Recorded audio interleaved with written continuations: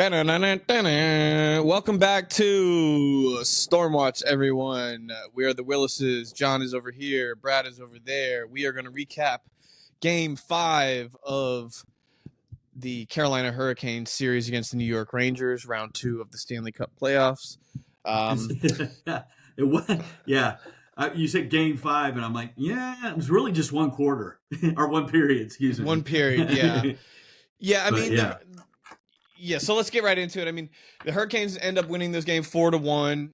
What were your thoughts going into Game 5? Obviously, basically the Hurricanes just kind of keep their season alive. We saw what they did in Game 4 to get that win.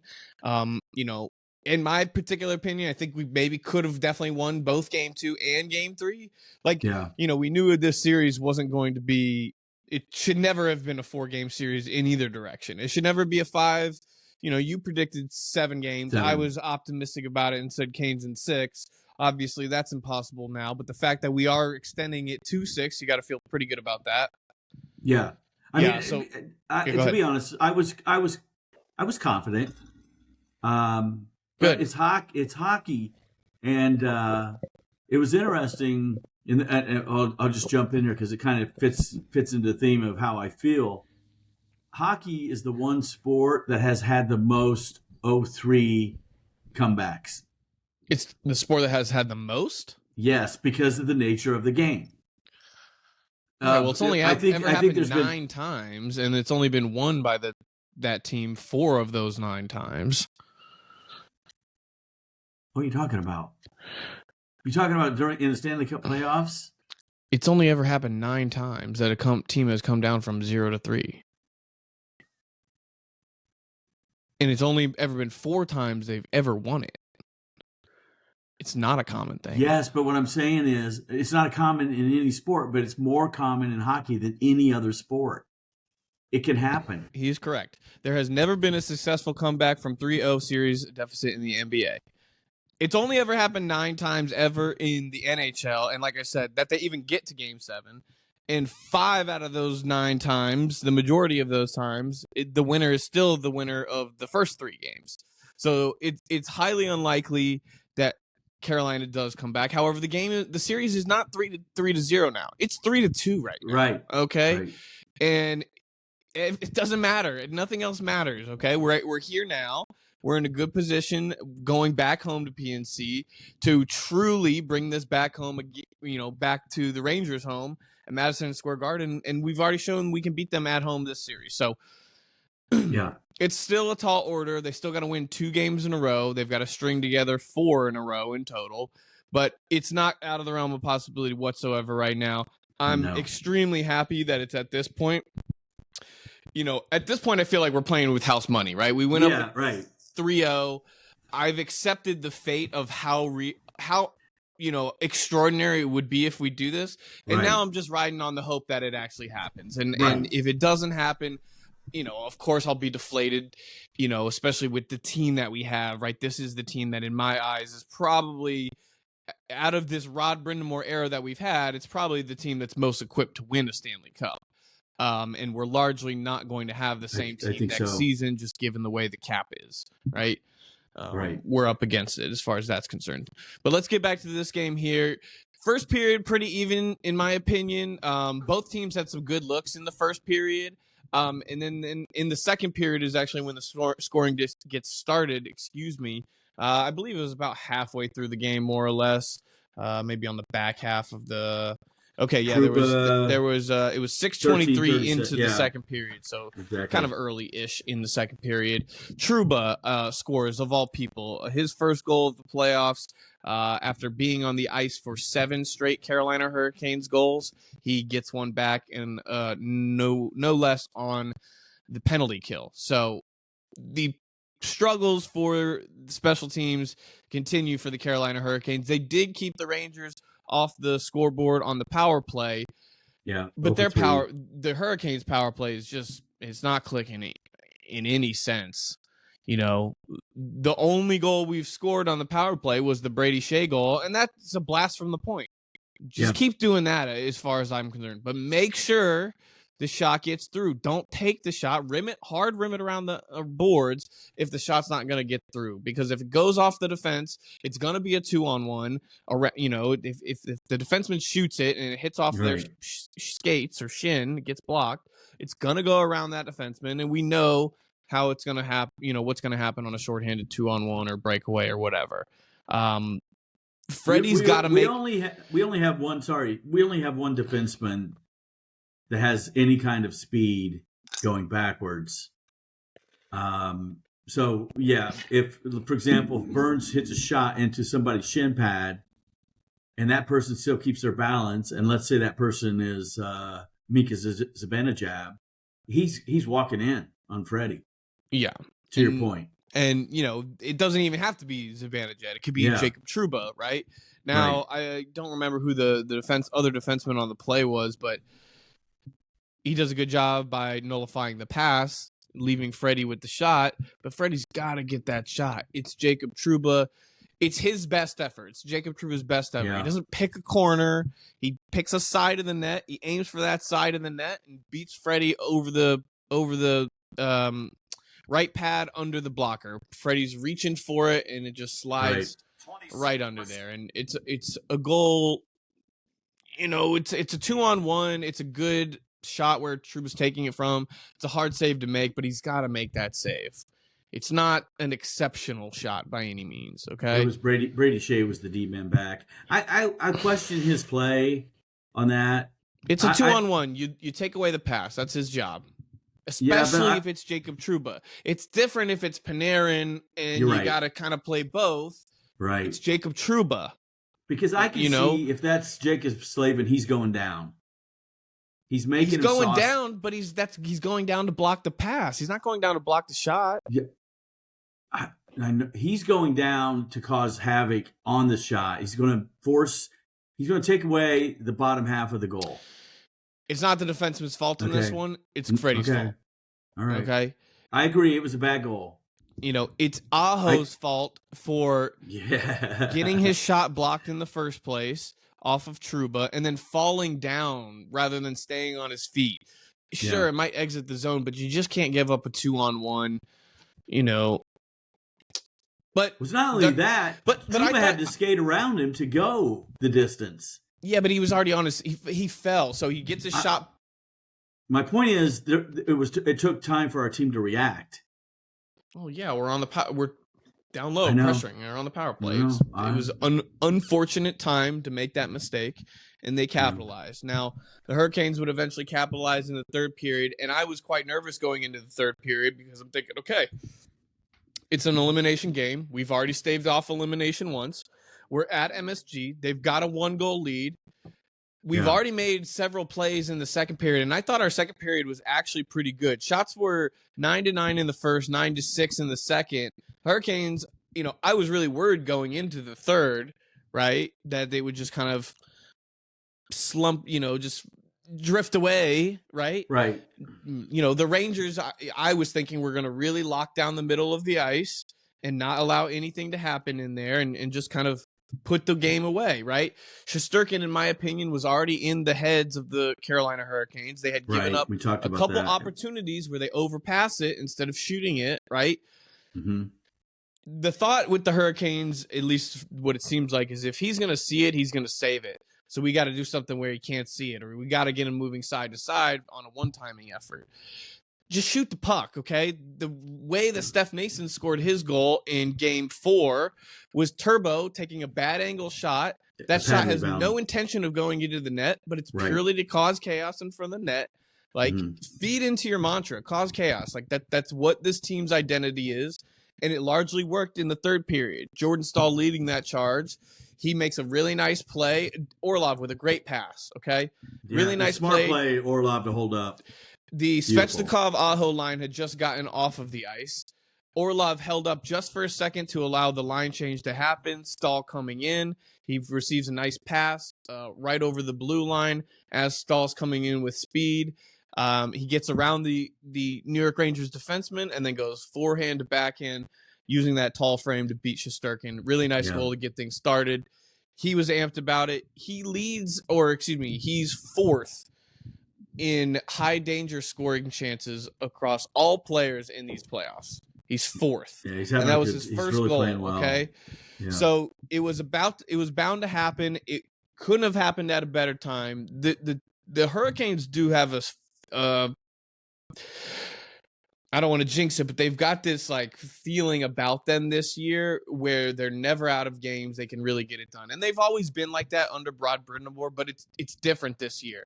We've had multiple games where we're actually scoring goals where we have the empty net. That hasn't been the case in years past. Like, yeah, right. I agree. There's a little bit of mojo to this team when it gets dangerous, when it gets like, dire straits. They are able to just find it somehow. Well, let me piggyback on your cause chaos comment.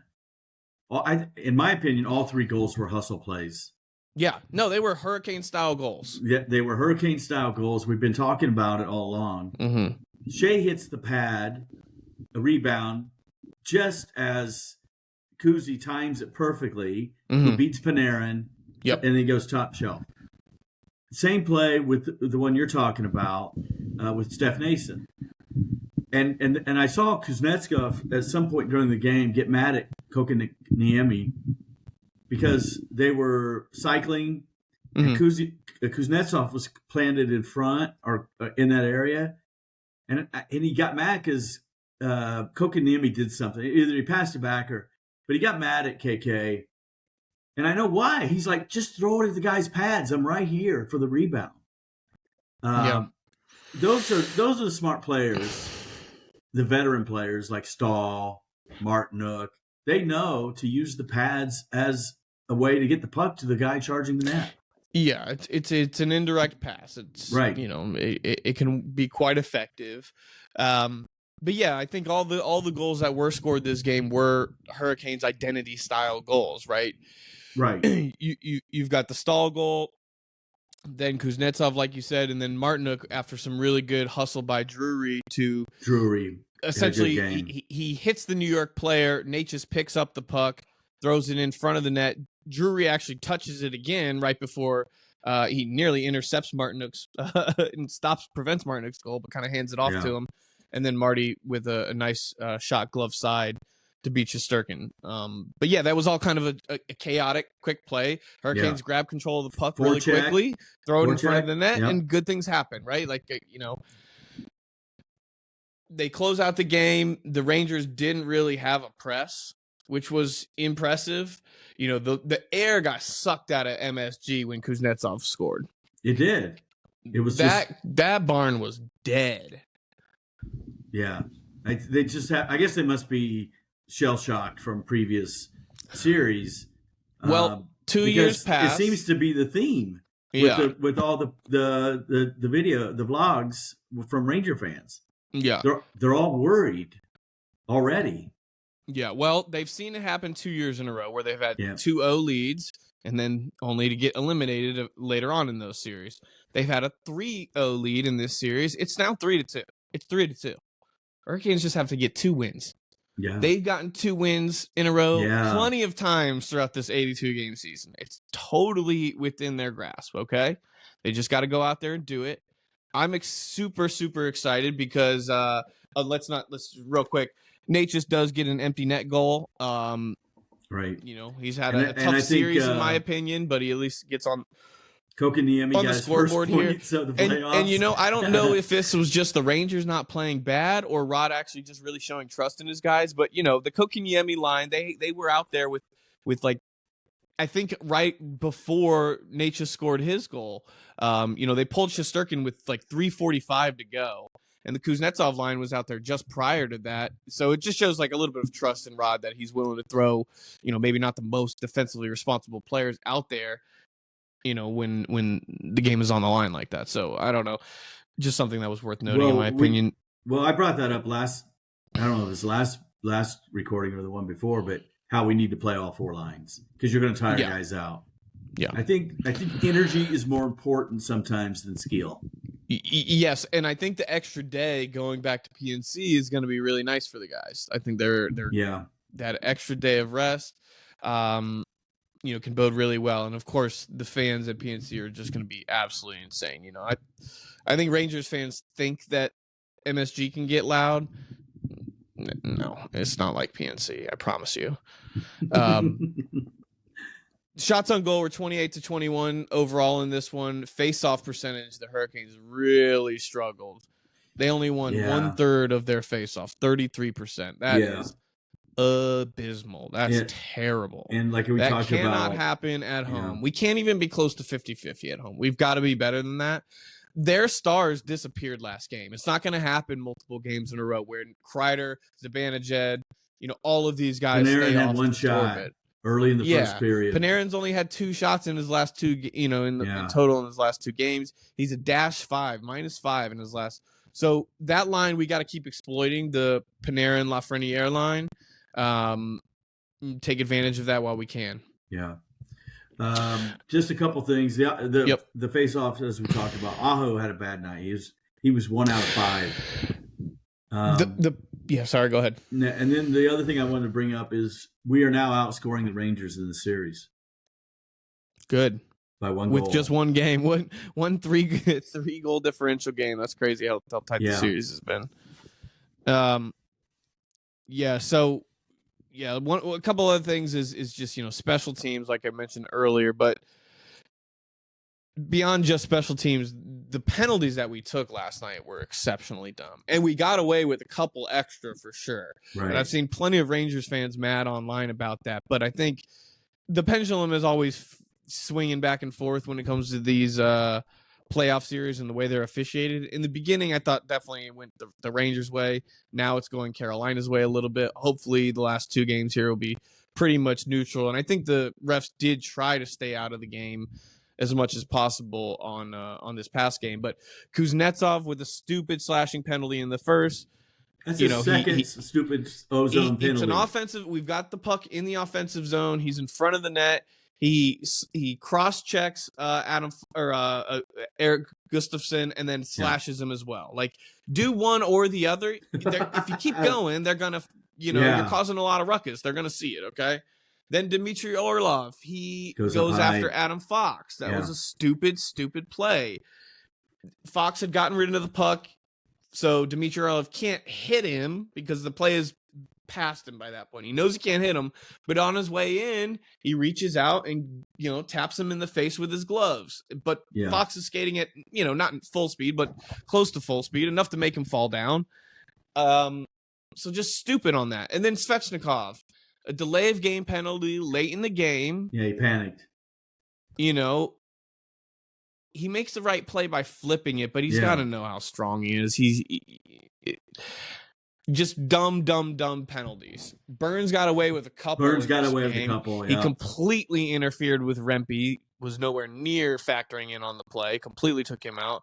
On the Rangers power play, he also breaks his stick over Zibanejad's back. No call there. So I'll cop to both of those Rangers fans, but the series is it's even in my eyes as far as that's concerned. We'll see if it stays out of Game 6 and Game 7. Yeah, I'm more I think about it, the more excited I get. I went back and watched the game, and I'm thinking, you know what? I think if home ice prevails, then Game 7, anything can happen. And you know what? I just had flashbacks because you remember the Rangers took us out on home ice. Mm-hmm. Mm-hmm. Was that 2 seasons ago? Yep. Okay. Payback is MF. You know what they say. Yep. So I think that's a pretty good note to end on, unless you've got anything else. No, that's fine. All right. Well, let's go Canes. Go Canes. I think it's going to be an exciting. I'm so glad. So I was supposed to go up to Asheville to just kind of take some time off of work. And there was potentially a concert I was going to be going to on both Thursday and Saturday night. Now, I have tickets to Game 6. I bought them well in advance. But the way this series went at the beginning of the series, I thought, okay, yeah, for sure. Like, I'll be able to go up to Asheville on Thursday. There's not going to be any issues. They also hadn't released the schedule of when these games were coming out, until the series started. So I'm thinking, okay, we could do this trip. Now I'm realizing, okay, well, no, we've got tickets to Game 6. 100% going to go to that. And then I've got tickets to a show in Asheville on Saturday. But if we're playing Game 7, I'm not going to the show. I'm No. sitting at a bar watching that fucking game, man. Yeah. So yeah, this weekend is supposed to be a relaxing weekend for me, and it could turn into a very non-relaxing weekend in one of two ways. Right. And I'm hoping I can deal with the fact that, like I said, we're just kind of playing with house money if it does end up going the Rangers' way. But I'm so excited to be, to have a great weekend if it goes the Canes way. Yeah. So I think it will. Thursday Canes night, 7. Let's go. Thursday night, and then Saturday night. Yeah, Thursday night I'll be there. Yeah. I'll be at the show, or excuse me, at PNC. But then I was going to drive up Friday morning to Nashville. So okay, go Canes. All right, go Canes. Bye.